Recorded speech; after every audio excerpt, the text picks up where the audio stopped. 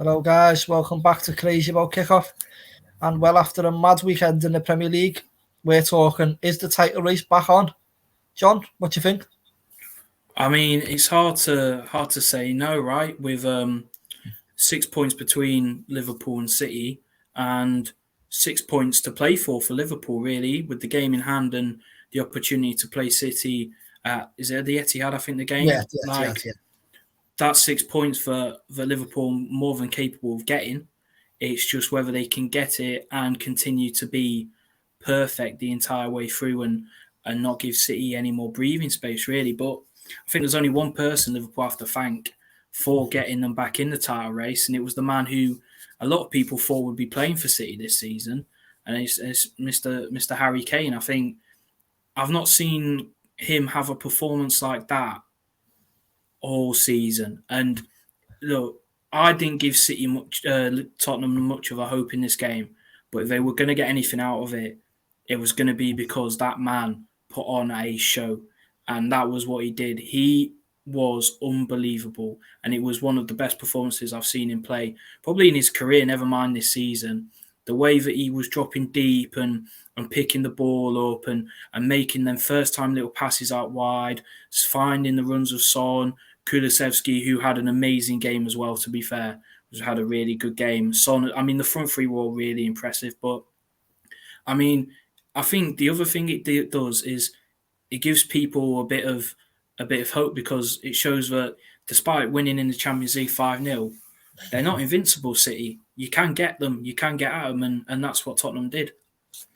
Yeah, I've said that for a long time. If you play attacking football and don't flap it to them, you can get at them. The defence isn't necessarily as good as it's cracked up to be. I've never thought anyway. I thought like teams just sort of go there with the mentality, especially at the Etihad, that they're going to get rolls over anyway. So they just sort of don't go for it because you expect to get steamrolled. Whereas I think with Liverpool, they maybe think they can get at them a bit more, so they go for it a bit more sometimes. But as you say, Harry Kane, Pep Guardiola will be gutted he hasn't got him in the summer because he's just completely blown the title race open. I think, like you said, we have to give a shout out to Kulusevski. It was for the first time phenomenal. I think a lot of people wrote off that sign. It could work out to be a masterclass, to be fair, if he turns up like that a couple more times. Son, by the way, you don't think you mentioned Son, but obviously he was instrumental in the first goal and his all-round play. He just looked very, very threatening and stuff. Yeah. When City scored that penalty, you just think, oh, here we go, City are gonna go on and win it. And I think every Liverpool fan definitely thought that at that stage, like. But when Kane slotted that, brilliant. Especially Yeah, when you've got that tasted ill cross. that game in hand on in midweek against the lead side who are struggling. They've shipped more than three or more in the last 3 games. I was looking at some stats before. So you'd be pretty confident, especially with the firepower of Luis Diaz, Salah and Mane, especially with all three of them scoring the other day. We'll move on to that game now. And what more can we say about Mo Salah? That goal, he had no right to just absolutely put the goalie on his arse like that. Just like make all the defenders basically just confused with each other. And also Alisson has got another assist to add to his repertoire. I think the last 3 seasons he's got at least a goal or an assist in at least one game. For a goalkeeper, that's sort of mad. Yeah, no, I mean, look, it was really one of the goals that sort of epitomises this Liverpool side. The fact that you think about Norwich as a team and what their game plan would have been going into the game, and it would have been defend, let's try and sit, let's try and frustrate Liverpool, and let's try and just see if we can get players like Sargent, players like Rashitska running at like the defenders one on one, maybe getting into 2v2 situations. Look, I think you have to give a lot of credit to Dean Smith and Norwich because I think up until maybe the Salah goal, I think they were frustrating Liverpool and giving them a lot tougher game than probably Liverpool wanted to be given at that point. I think the way that they were able to sit and create chances, a lot more chances than I thought they'd get in the game, was really impressive. I think Yeah. On the whole, the way Dean Smith sort of reorganised them as a side, and look, they are probably we'll move on to the relegation battle a bit later, but the way that they were down and out of it, and now the fact that we can discuss them and picture a scenario where maybe they stay up, I think a lot of credit has to go to Dean Smith, because he's not brought any of his own people in. This is everyone that he's had no say in. This is a squad that he's had no impact on building, and he's done it brilliantly. But look, I think another really important part of that Liverpool result is Luis Diaz getting his first goal.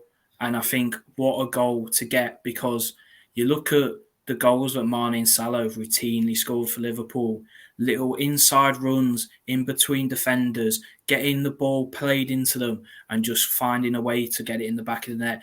And Luis Diaz, look, in his game so far for Liverpool, I think he's looked lively, he's looked energetic, he's looked like everything that a Liverpool attacking signing is expected to do. But the way he sort of is just like meandering around, and then he sees the pocket of space between Brandon Williams and the defender, who have both been committed over, and he just makes that run. Henderson with a great ball in as well, like really, really good pass into him, and then just as calmly as you like, chips the keeper, puts it down. I think it was just a really, really good performance, and a performance that Liverpool just, like, you'd expect to win, but I think it was a good win as well. I think the players will be quite proud of the way that they performed, particularly once they had conceded. I think there's been times in the past where maybe Liverpool would maybe get a point out of it, or they'd maybe not be as dominant and kill the game like they did in that game, and they certainly did that really, really well. But yeah, look, Tata Race is back on, and I mean, Tata Race is on for Liverpool and City. Yeah, certainly for me as well. Chelsea have had their say in it, but that's pretty much it. I think it's like maybe Champions League or bust maybe for Chelsea now, but we have definitely got a chance. I think what was most impressive was like the way it wasn't going for us in the first half. Really, we missed, and you're gonna be like, "Oh, you mentioned him again," but we missed Trent. We did on that right hand side, providing the creativity. Joe Gomez, as much as he's a good defender, he's not as sharp as he used to be with obviously the injuries and that, and also he's not nowhere near Trent going forward. Let's be honest. No one is. That's the issue. He's irreplaceable at the moment because there is no one like him. He might actually be the first name on the team sheet. I'm not sure, but anyway, just like after we went that goal down, a lot of fans on the social media and stuff were like a bit negative, but it's never really in doubt with Liverpool these days, especially against the smaller teams. If you go one down, you're always thinking we're going to come back and win. And it sort of felt like an Aston Villa moment in from the year we won the league, 1920, where we was 1-0 down really late on. And my stream, that game died at 86 minutes. It was just before the first goal. And then, obviously, I had to see it on Twitter, and that we'd scored, I think it was at 87th and then 90 plus 4.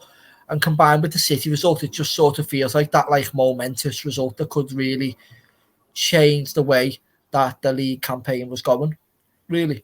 But yeah, I think, as you said, Diaz scoring as well. I was most impressed with the way he took it.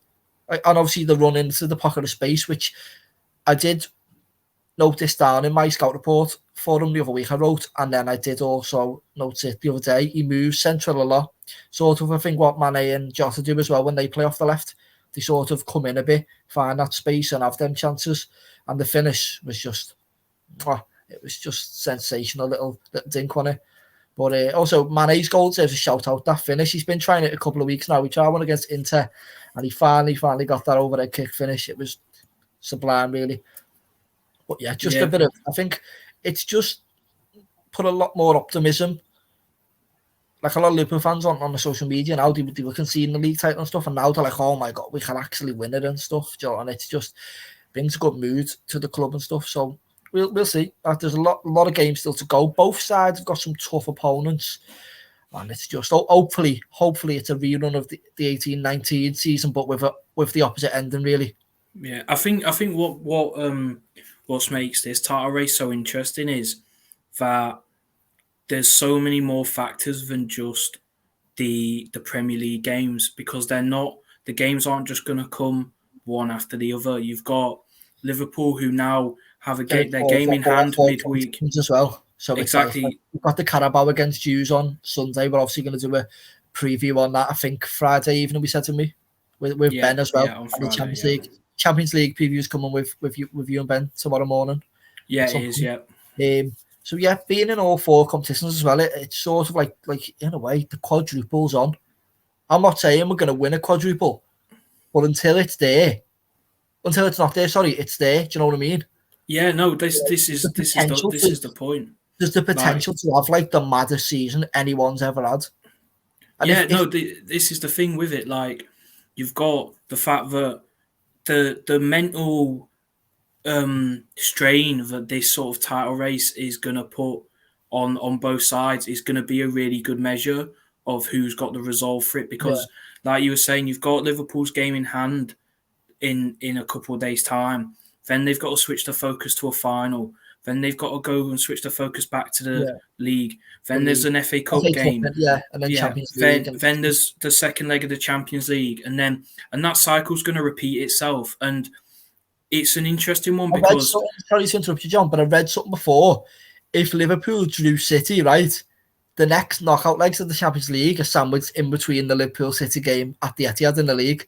So it's like, if that becomes the case, maybe Pep will prioritise beating Liverpool in the Champions League and he'll maybe rest. You don't know. Obviously, both sides might do that and it might get a bit... But it's certainly interesting anyway to be in all four competitions still.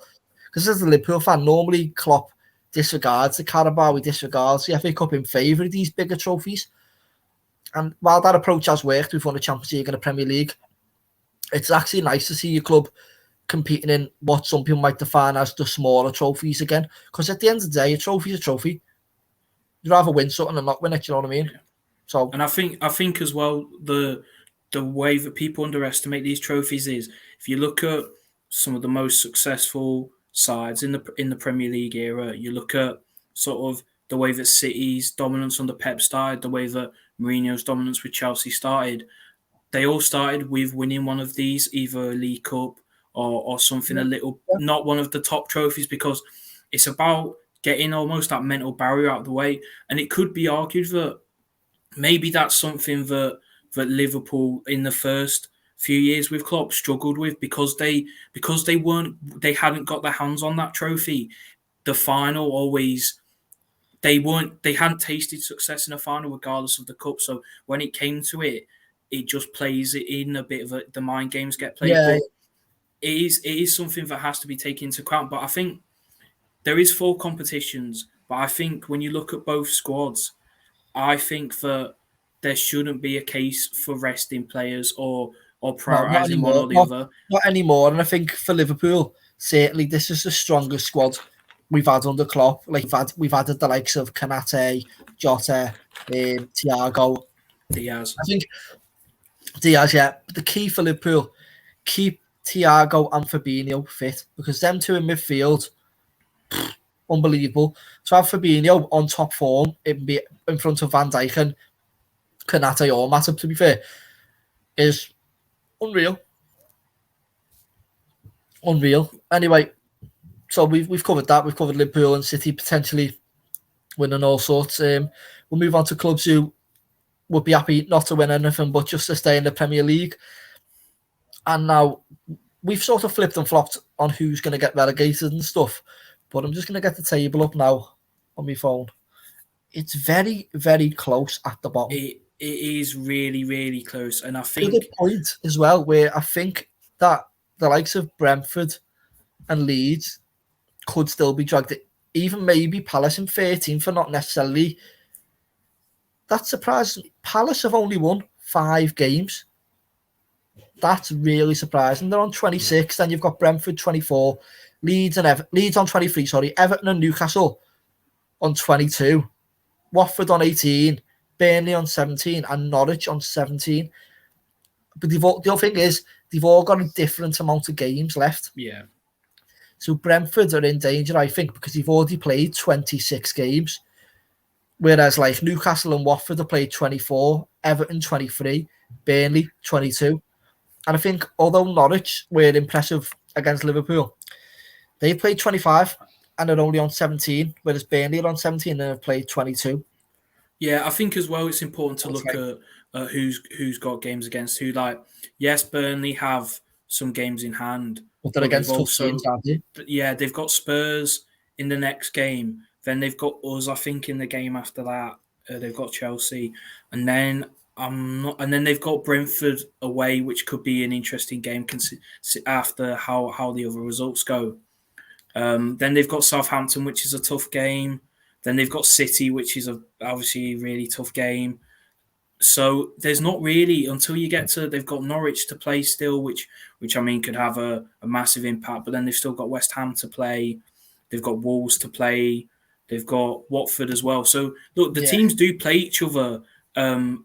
Quite there is a bit of overlap with who plays who near the bottom, but I think just as much as this weekend had an impact on the top of the table, I think the impact on the bottom of the table it's had is unbelievable. You had Yeah. Watford pick up a win, which was their first win, I think, since November Was or it not something since the crazy. maybe I want to say since the United game, maybe where they won Yeah, I 4-1?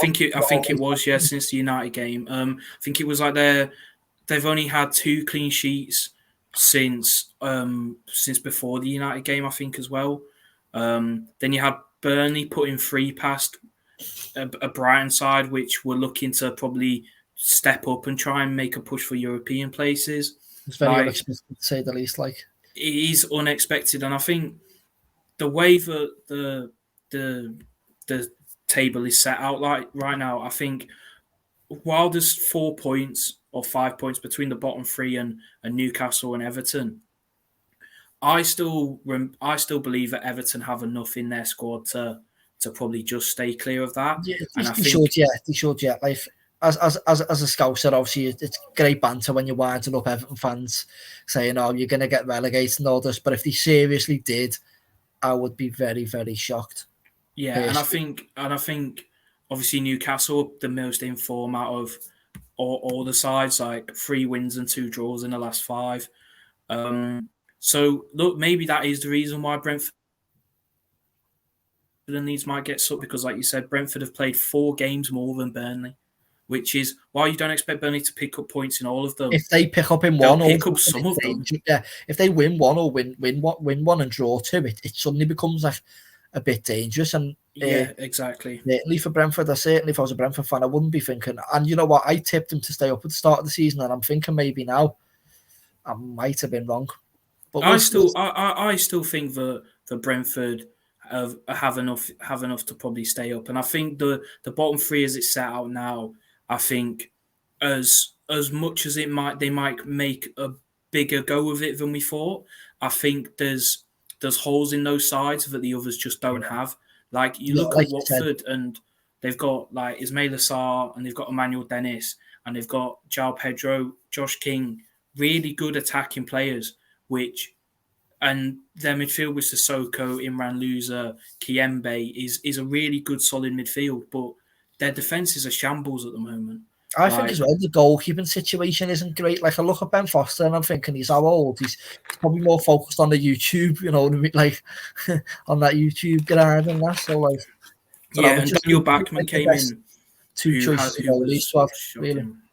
Yeah, Yeah, and that's the problem. That's the problem they're going to face is they'll score goals still, but Roy Hodgson. If you're going to give Roy Hodgson any credit, it's the fact that he can set up a team to frustrate and deny some goal scoring opportunities, which he has done. He's kept 2 clean sheets in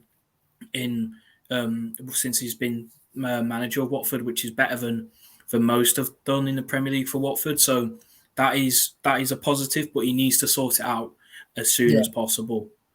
yeah. So go on. You think Watford, Burnley, and Norwich are going to get relegated? Do you? Yeah, I think if anyone's going to get dragged into it, I think it might be Leeds because Yeah, yeah. I That- think the that's- issue I have with Leeds is that it's almost that they're not doing anything wrong because the things that have affected them have been out of their control. They've had players out with COVID, they've had injuries. Their team as a whole isn't really good enough still anyway.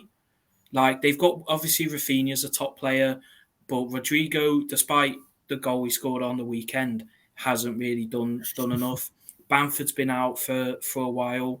The back line is Phillips as well. And Robin Cox only played 8 games. Yeah, and I know he makes a lot of saves, and he's young, and he's probably got a lot. I don't trust Meslier in goal. I just don't. I was watching that game the other day against, and we'll talk about that in a sec, actually. I was watching that game against Man United the other day, and he does not inspire you with confidence. He's a 6'4" goalkeeper, by the way. See, he doesn't look 6'4", and that's the problem. He looks about 5'10". Big, imposing. But I think he probably could have saved at least, I want to say 3, if I remember right. Could definitely have saved the Maguire one. Because he steps out to the left or something. He gets caught out in no man's land and just doesn't. Whereas if he's on his line, he saves it. And then there was the Bruno one, which I appreciated. It's the floor. But the Bruno one is savable. The Fred one is incredibly savable because it's near post. Yeah, you shouldn't get beaten there. Difficult to get a thing, didn't it? Get beaten near post, but it's the other way. That the only one he probably couldn't do was it the Elanga one, the last goal. The Elanga one, it was a good finish, and he made a good save against them. He stopped Ronaldo from about a yard out, which is that he more hit him than he saved it. Is that Ronaldo missing a sitter? Do you know what I mean? But it's a bit. I think really. United have still got the problem of they don't know what the best 11 is. For starters, they've got too many, for me anyway, bang average players. For all these class players they've got, they're not as good as they were getting made out to be at the start of the season. Anyway, it can absolutely baffle me when pundits are putting them to either win the league or come second just because they had that good season. Because like Chelsea were in a transition from Lampard and Liverpool had no bloody defenders, so they come second sort of by default. I called it like a false flag second. I think I called it at the time. Like it's not real. Do you know what I mean? It's almost like an illusion. Yeah, I think with United I think they're in such a weird position because obviously 4-2 result against Leeds it wasn't perfect, but they got the job done. They got 3 points, which is what they'll want at the moment, just to keep getting them. And they've got some really good players in positions where it's hard to get really good players. Like you look at De Gea's been really good for them in goal. You look at how good I know this season he's pretty much fallen off a cliff, but how good Luke Shaw could be at left back in terms of some of the performances he can produce. Like you look at they've got Ronaldo in the squad, they've got Bruno, they've got Sancho who's starting to play, to be fair to him, and he's starting to pick up a bit of form. Yeah. And I think what is interesting with United is I think that they really, really need to get this next transfer window in the summer right. They need to just Ronaldo. Definitely keep Ronaldo. Yeah, 100%. Because a couple of pundits, I think Carragher said he wouldn't. He'd get rid of him. Ronaldo's a winner. Ronaldo's one of the best winners in football, and he is, but he's an ego, so it's that balance. But I can't see. There's no team that wins things that doesn't have egos. Every team has an ego. Yeah, fair enough. Like the Liverpool team's got players with egos in. The City team's got players with egos in. The Chelsea squad has players with egos. Every top team has players with egos because they're the best. Because they believe they're the best. And United need to sort out this centre midfield position because it is a bit of a shambles. We said it. In fact, I'll give you the credit. You said it on the first ever episode of the podcast we did when it was just audio, didn't you? You said you're not. I believe the quote was, "You're not going to win nothing with McFred as your midfield," and I think you're going to be proved spot on because 100%. It's just not, and I think if anything, McTominay looks like he's gotten worse. Maybe that was his level anyway, but for me, he was in some good form, and now he's just a bit. I mean, for me, he's always been a bit meh. To be fair, I don't think he's necessarily a bad player. I think he's a good standard Premier League player. But you look at United and you look at West Ham, right? One of them's got Declan Rice and Thomas Souček. One of them's got Fred and McTominay. It should be the other way around. It should be in terms of quality of player. It's a complete mismatch. And the problem is, you look at the attacking talent they've got. They've got Bruno, Sancho, Ronaldo, Rashford, Alanga, who's coming in and being a promising player as well. To be fair, yeah. It means nothing if you don't have a stable base to build it off, if you don't have a reliable defence and a solid midfield, because Salah, Firmino, Mane, Jota, Diaz, they won't be as good if they didn't have the ability to play how they wanted to play, because you've got Fabinho and Thiago and Henderson and players like that in the midfield. The way we have Kovacic or Kante or Jorginho, the way that City have that Rodri, like those players are so important and they're so hard to find.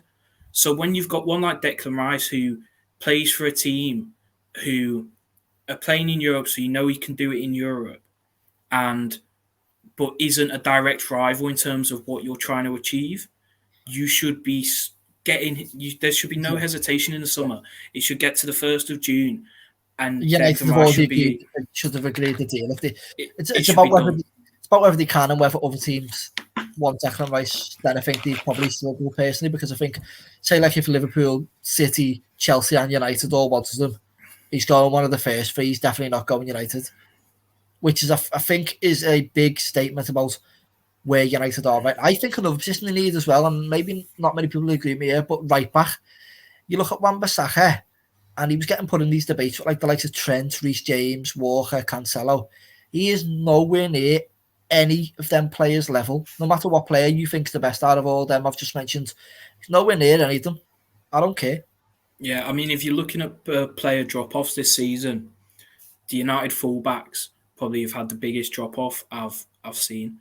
Wan-Bissaka looks like the shadow of a player that was getting compared to Trent and James at times. And even the one thing that used to be praised about him is this like one-on-one defending ability. The fact that every time he plays, every time he plays Sterling, he pockets Sterling, pockets all these people.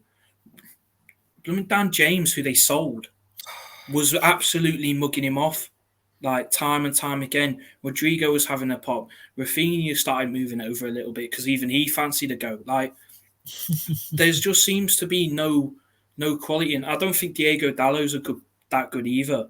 But it shows when Ragnick's trusting him more than Wan-Bissaka in the games that are important.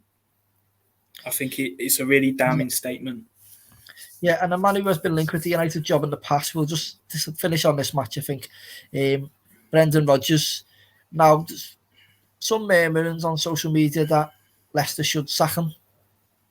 Now, personally, I can't see where they're coming from, but I'm thinking, who are they going to get that's any better? Like, as a Liverpool fan, Rodgers kind of unlucky, didn't win the league, maybe a bit stubborn though, and a bit cringe with all this character stuff and that.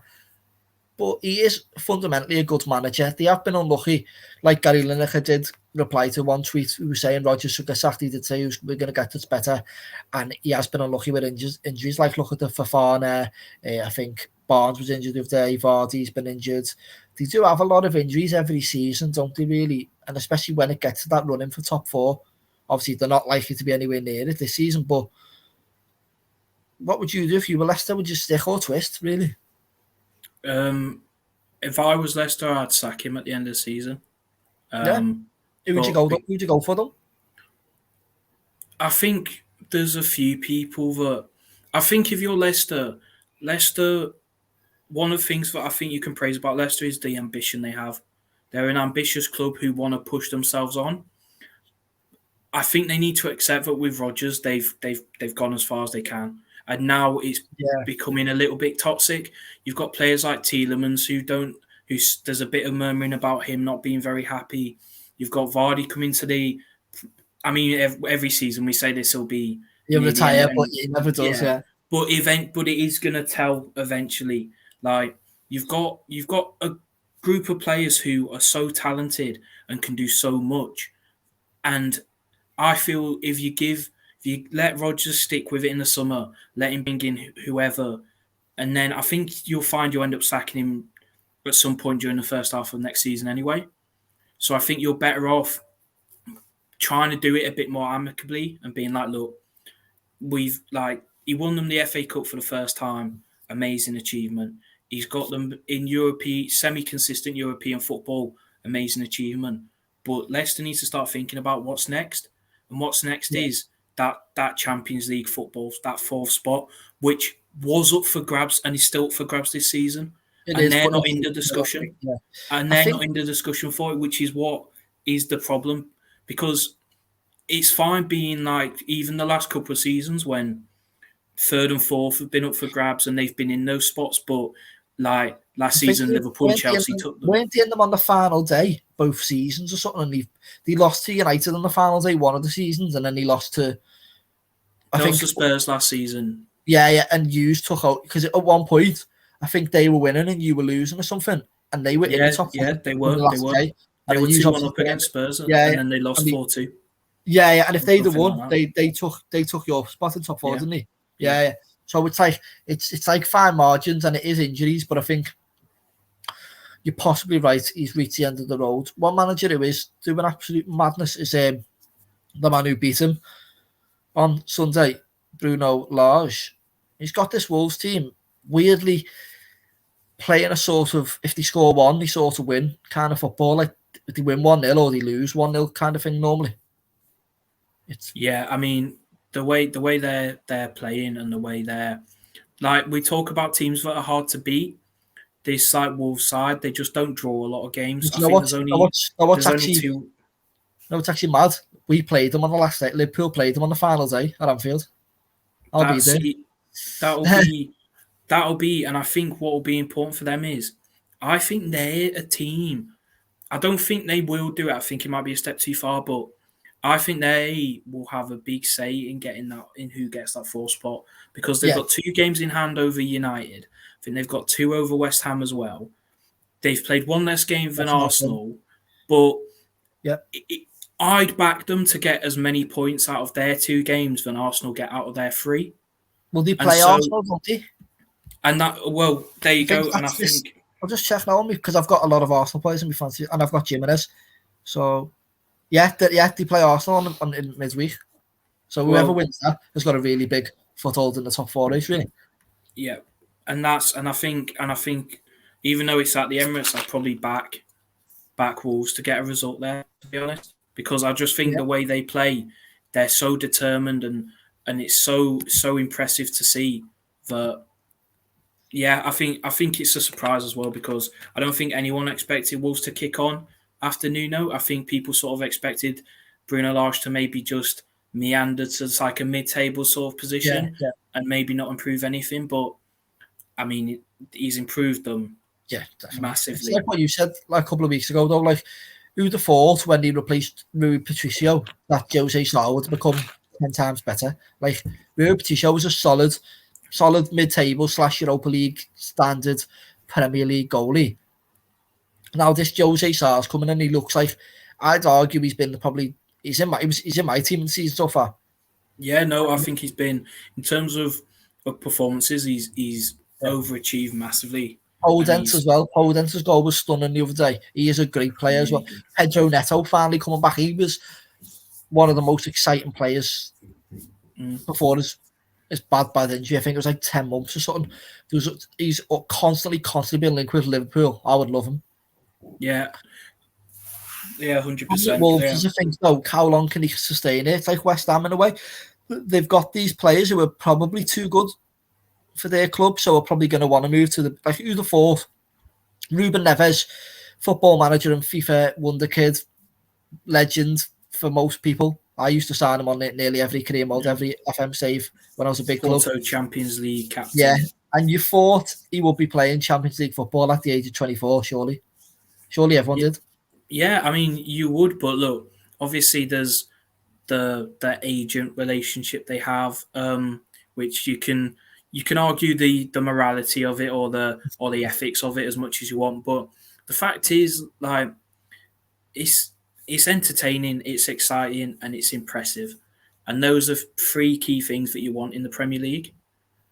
And so I back Wolves to keep this up for a little while still, and I back West Ham to keep it up as well, because they're both teams on the rise, and I think they'll keep rising till maybe. Well, I mean, I don't know how much more they can rise once you hit that 4th, 5th spot in the Premier League. But I think we'll end on this, and I just want to pose this here. it's just one of the most interesting Premier League seasons of all time. Like the title race is still going on with what is it? I think it's 12 games to go. Yes, no, City have played 20. Yeah, so 12 games for City, 13 for Liverpool. So if Liverpool win on Wednesday and go 3 points behind and still play at the Etihad, the title race is still on. You've got your likes of Wolves, West Ham, United, Arsenal, Tottenham, all in the race for top 4. You've got several other teams fighting out for Europa, maybe. And then you have like up to 7 teams potentially being relegated. And if some of it goes down to the final day, it's in the books, and it was maybe potentially being one of the greatest title seasons, top 4 seasons, and relegations seasons ever, because it's especially relegation and top 4 so up in the air. I'd argue in the title race, Cities do still have the advantage because it's at the Etihad. If it was at Anfield, 1,000,000% I'd back us to do it, but at the Etihad, it's a hard job. We haven't won there for a while. I don't think. I can't remember the last time we won there. I think it poses a good question of, would you rather be the leaders or the chasers? And I think what makes this perfect is would rather be chasers. But I think City would rather be leaders, and I don't think they'd. Yeah. I don't think. I think both teams are in a position where they want to be. I think Liverpool get motivation out of that chase, especially when it comes to City and the sort of narrative that's between the two sides over the last 4 or 5 years. I think they enjoy that, like hunting down of teams, whereas I think City enjoy having that sort of first position with their name on it for as long as possible, and I think they enjoy keeping themselves going.